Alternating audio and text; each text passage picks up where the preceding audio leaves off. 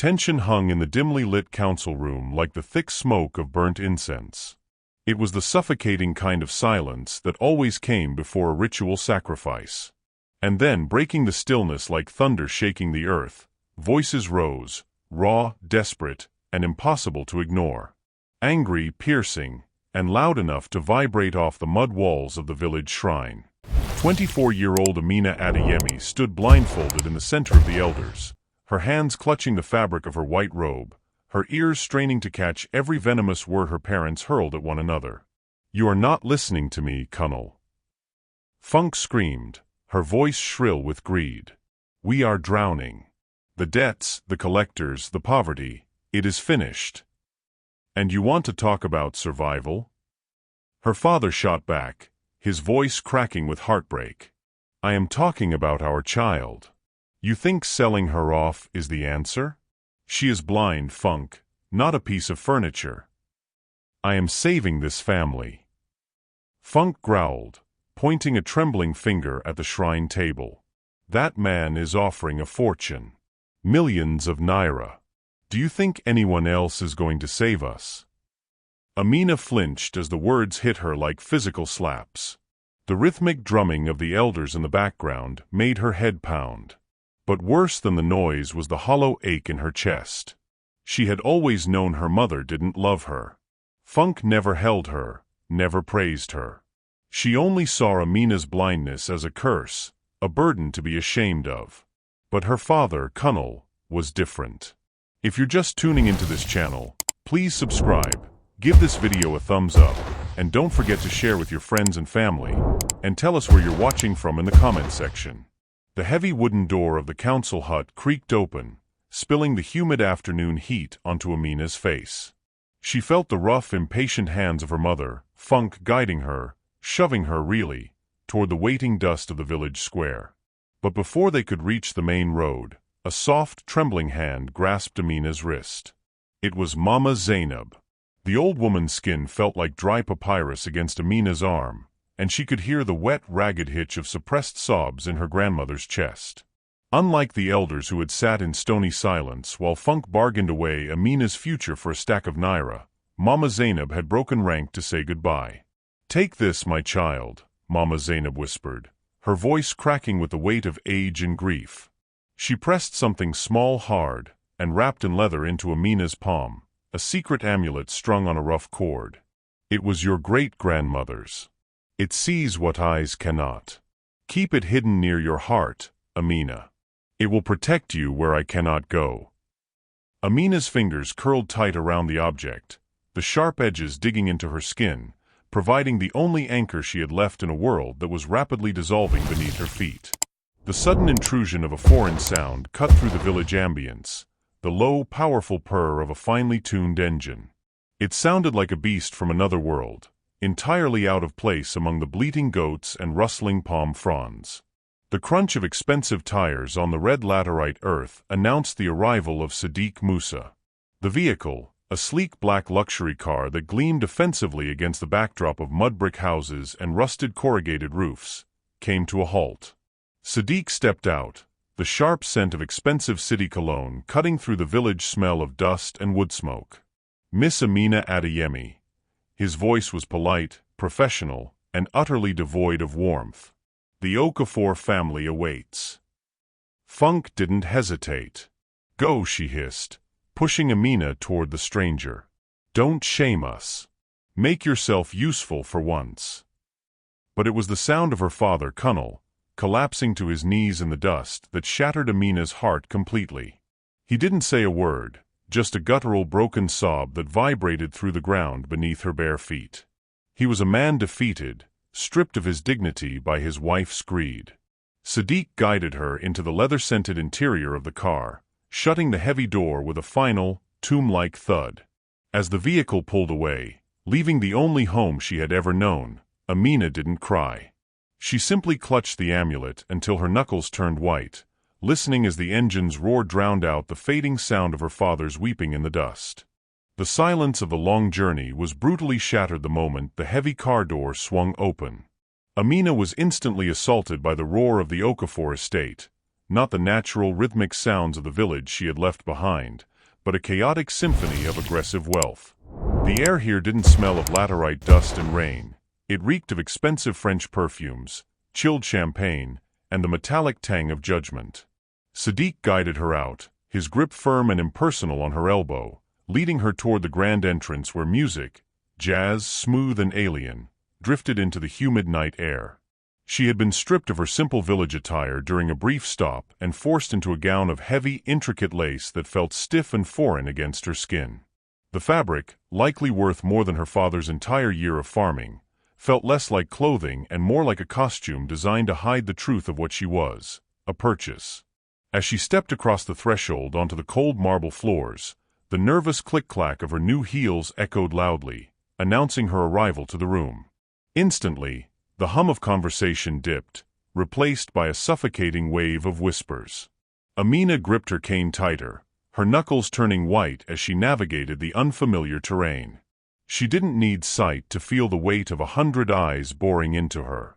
The stares felt like physical touches, crawling over her skin, dissecting her worth. She could hear the hushed, venomous comments drifting through the air like static. "Is that her?" A woman's voice hissed nearby, dripping with disdain. "The blind one from the bush." "What is Tund thinking bringing a cripple here?" another sneered. Amina lowered her head, the heat rising in her cheeks. Amidst the clinking glasses and hollow laughter of Lagos's elite, she had never felt more isolated, standing in the center of a golden room that was determined to remind her she did not belong. The grand ballroom of the Okafor estate was suffocating, not from heat, but from the overpowering scent of desperation masked by expensive French perfume. Tund Okafor stood at the edge of the room, swirling his drink, his eyes scanning the sea of Lagos elites with undisguised boredom. Every woman who paraded past him wore a smile that didn't reach her eyes, offering rehearsed compliments about his business acumen while their gazes calculated his net worth. He hated it. He hated the pretense, the noise, and the hunger for his legacy.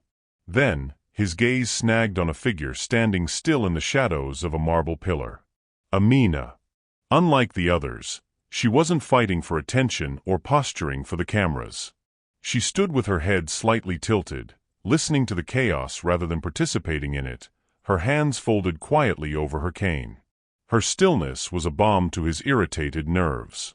Drawn by a curiosity he couldn't name, Tund cut through the crowd, ignoring the hushed whispers that followed his wake. He stopped in front of her. Amina, sensing a powerful presence, stiffened but didn't retreat. Slowly, Tund reached out and took her hand. The moment his skin brushed hers, a jolt, sharp and electric, shot up his arm, startling him. It wasn't just physical, it was a sudden grounding weight that silenced the noise in his head. She didn't pull away, nor did she cling like the others. She just existed, calm and unseeing. The room fell deathly silent. Tund looked around at the shocked faces of the socialites and the greedy expectations of his family. A cold, cynical smirk touched his lips. "I have made my choice," his baritone voice boomed, silencing the murmurs. He raised Amina's hand slightly, presenting her to the crowd. "I choose her." Gasps filled the room. "The blind girl," someone whispered loudly. Tund's eyes hardened as he addressed the room. "Because in a house full of snakes and spies," he declared, his voice dripping with irony, "I prefer a wife who sees nothing." It was a cruel mockery of their gossip, a shield for his own secrets, but it effectively sealed Amina's fate. Near the entrance, Zarabello, dressed in crimson silk meant to capture a king, watched her future disintegrate. Her face twisted in fury. With a sharp, venomous glare at the woman who had unknowingly stolen her place, Zara turned and stormed out, her heels clicking like gunshots against the marble floor. The heavy double doors of the master wing clicked shut, sealing Amina inside a space that felt less like a bridal suite and more like a mausoleum. The air conditioning hummed with a chill that bit through the delicate fabric of her lace wrapper, and the scent of the room, sharp pine, expensive musk and something sterile, offered no comfort. She stood paralyzed near the edge of the bed, her fingers trembling as they grazed the duvet. The silk was softer than anything she had ever touched in the village, yet it felt impossibly cold against her skin. Heavy footsteps approached across the marble floor. They were not the hesitant, shuffling steps of her father, but the confident, arrogant stride of a man who owned everything his boots touched. Tund Okafor stopped just inches from her. She could feel the heat radiating from him, a stark contrast to the icy room, but his presence brought terror, not warmth. "Let us be clear about one thing." Tund's voice was a low rumble, stripping away the politeness he had worn at the banquet like a mask. "Do not get comfortable. And do not misunderstand my choice." He paced around her, his voice circling her like a predator inspecting trapped prey. "I did not choose you because I desire you, village girl. I bought you to please my grandmother, Mama Ngozi. She demanded a traditional wife, a quiet wife." Amina swallowed hard, her throat dry. Tund leaned in close, his breath ghosting over her ear, sending a shiver down her spine. "Do not expect love, Amina.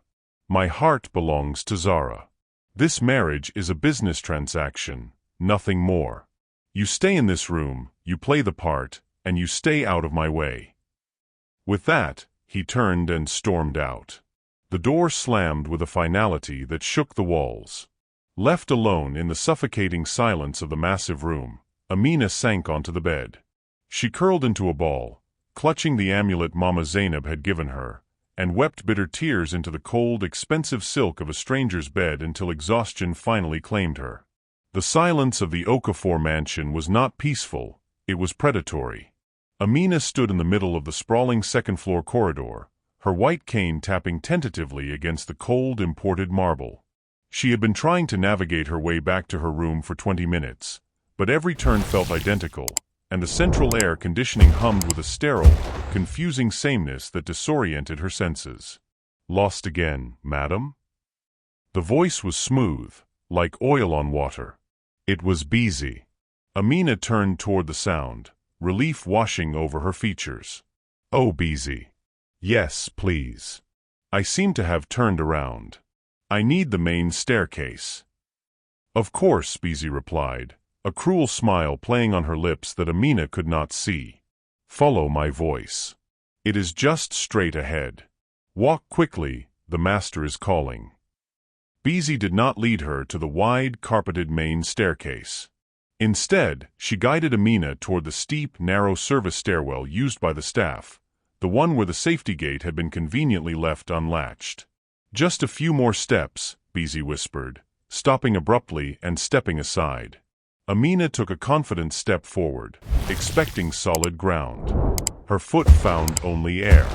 A gasp escaped her lips as gravity took hold, her body pitching violently forward into the void. But before she could plunge down the stone steps, a powerful grip clamped onto her arm, yanking her back with bruising strength. Amina collided with a solid, heaving chest, the scent of expensive pipe tobacco and Old Spice filling her nose. "Careful, child," a deep, booming voice commanded. It was Chief Ibrahim Balagan. He pulled her away from the ledge, his eyes darting to the shadows where he saw the hem of a maid's uniform disappear around the corner. He looked down to scold the girl for her carelessness, but the words died in his throat. Amina turned her face up to thank him, her sightless eyes wide with shock and vulnerability. Chief Ibrahim froze. The breath left his lungs. In the structure of her high cheekbones and those pale, unseeing eyes, he didn't just see a stranger. For a haunting, impossible second, he saw the ghost of Khadija, his daughter-in-law who had vanished in the fire years ago. The resemblance was not just striking, it was terrifying.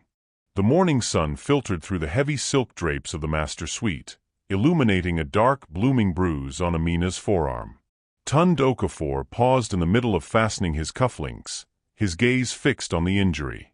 A surge of unexpected protectiveness flared in his chest, a hot, unfamiliar instinct to demand names and retribution. He looked at Amina, sitting silently on the edge of the bed, her sightless eyes cast downward in resignation. He almost reached out, his hand hovering inches from her shoulder, but the cold armor of his reputation slammed back into place. "She is a transaction," he reminded himself forcefully, though the thought tasted like ash. I love Zara.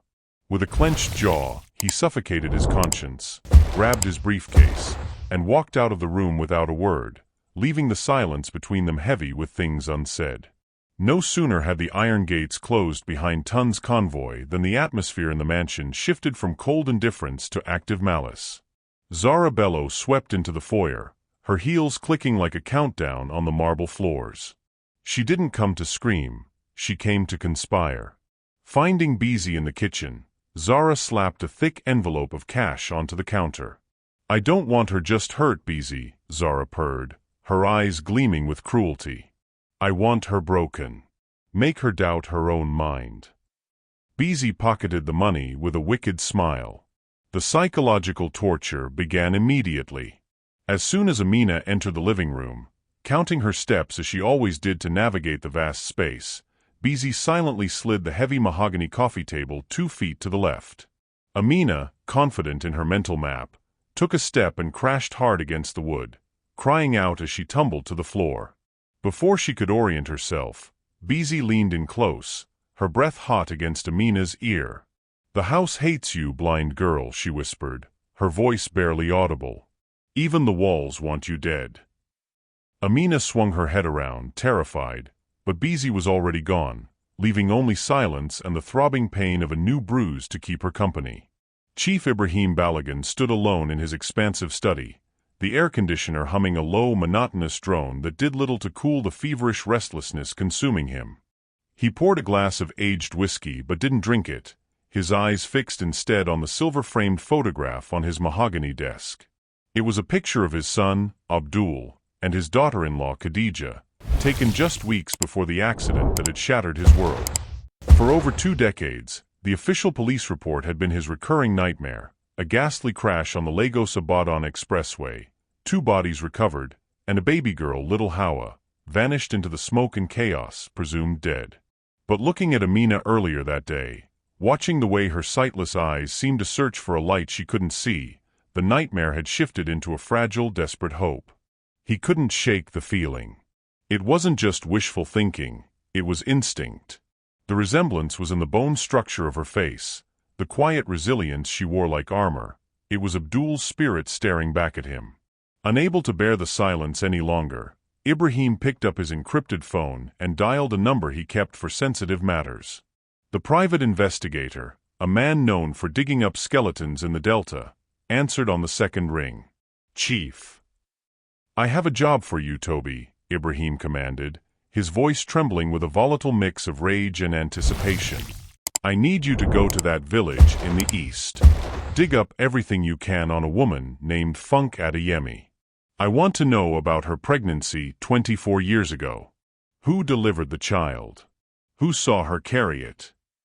He paused, his grip tightening on the device until his knuckles turned white. "I don't believe Amina is her daughter. I believe she is the child stolen from the wreckage of my son's car. Find me the proof, and do not let that woman know you are coming. If Funk stole my granddaughter and treated her like a slave all these years, I will bury her." The peace of the Okafor estate didn't just crack, it shattered under the weight of a headline that screamed across every news channel in Lagos. Emeka Okafor, Tun's uncle and a man whose greed was matched only by his incompetence, had finally been caught. The allegations were damning, millions of naira siphoned from a family's oil ventures into offshore accounts, a scandal that stained the pristine reputation Maman Ngozi had spent 50 years building. The mansion, usually a sanctuary of hushed whispers and soft footsteps, transformed instantly into a chaotic war room. Phones rang incessantly, their shrill tones cutting through the humid air like alarms, while legal teams swarmed the hallways. Maman Ngozi, the Iron Matriarch, was a hurricane of activity. She descended the grand staircase, her wrapper tied tight and her face set in a mask of grim determination. "I must go to Abuja immediately," she announced, her voice leaving no room for argument. "If I do not speak to the ministers myself, Emeka will drag this entire family into the mud with him." Her departure was swift and absolute. She barely had time to issue instructions to the staff before her private convoy roared toward the airport, leaving a vacuum of authority in her wake. Tund was nowhere to be seen. He was buried deep in his study, the heavy mahogany doors shut tight against the world. He was drowning in damage control, shouting at investors and lawyers over the phone, his focus entirely consumed by the desperate need to save the company from collapse. For Amina, the sudden shift was terrifying. She stood alone in the hallway, listening to the fading sound of Mama Ngozi's car. With the matriarch gone and Tund distracted, the spiritual shield that had protected her seemed to evaporate. The house went silent, but it was a predatory silence. Amina clutched her cane, a cold chill running down her spine as she realized she was now entirely alone in the viper's nest. Inside the kitchen, betrayal tasted like sweet hibiscus tea. Bizi watched Mr. Namdi with cold, calculating eyes as she slid the steaming mug across the marble island. "Drink, Papa Namdi," she urged softly. "You need your strength." The loyal butler, who had been Amina's only true shield against the household's cruelty, took a grateful sip, unaware of the heavy sedative dissolved within. The effect was terrifyingly swift. As Namdi slumped to the floor, unconscious, Bizi didn't waste a heartbeat. She unlocked the service gates and signaled the waiting team. In the secluded west garden, Amina sat on a stone bench, letting the song of the weaver birds soothe her frayed nerves. She traced the line of her jaw, finally feeling a moment of peace away from the mansion's hostility. But the tranquility was shattered by the crunch of heavy boots on gravel. "Who is there?" she called out, gripping her cane, her heart hammering against her ribs. There was no answer. Suddenly, rough hands seized her from behind. Before she could scream, a chemical-soaked cloth was clamped over her nose and mouth. The acrid smell filled her lungs, and the world tilted violently. Her limbs turned to water, and darkness swallowed her consciousness completely as she was thrown into the back of a waiting vehicle. The black SUV roared out of the service gates, disappearing into the chaos of the city just as a sleek Mercedes pulled into the main driveway. Tund Okafor stepped out, loosening his tie, eager to see his wife and perhaps finally bridge the gap between them. He walked toward the house, entirely unaware that he was 30 seconds too late.